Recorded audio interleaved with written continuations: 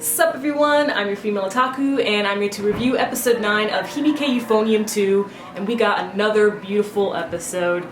Just begs the question, how come more people aren't watching Hibike Euphonium? I don't understand. I believe I talked about this before, I'm not positive, but season 1, you know, it took a while for people to start watching it, but then the Yuri kicked in the middle of the series, then everyone was on top of this series, but now, like, no one's watching this series, and I'm just like, why? We have more screen time with the waifu Asuka, we got more screen time with best girl Reina, we still have the Yuri moments. I don't understand. This episode was so beautiful. My waifu Asuka, I cannot.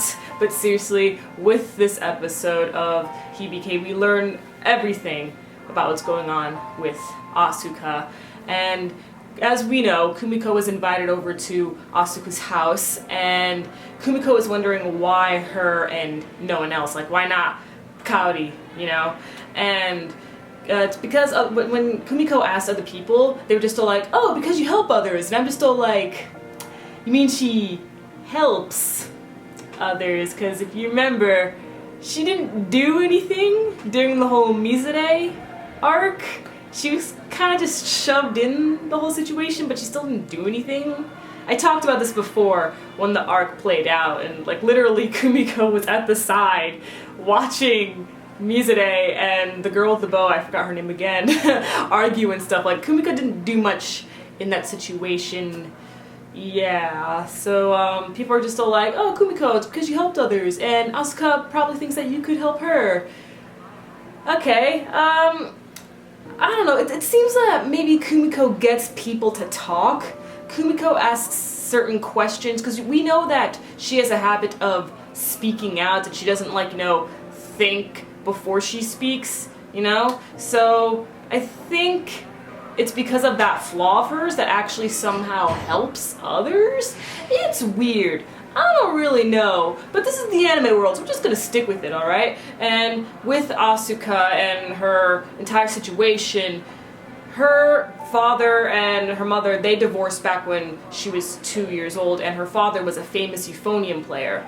And one day, she suddenly got a package with like a note and a huge euphonium, and she just so happened to be good at it. So that's how she got into playing the euphonium, because, you know, her mother, she didn't want anything to do with music and stuff because she hates her father and everything, and Asuka hasn't seen her father since she was 2, and she doesn't really remember him. And we find out that her father is going to be over at Nationals. I believe he's going to be like one of the judges.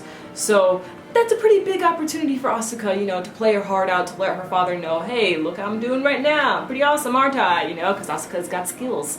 And her mother and Asuka, they made a deal that Asuka would quit playing the euphonium if her grades started to slip. And that's what's happening right now. But it's like, no, you need to play. The team needs you. Why now?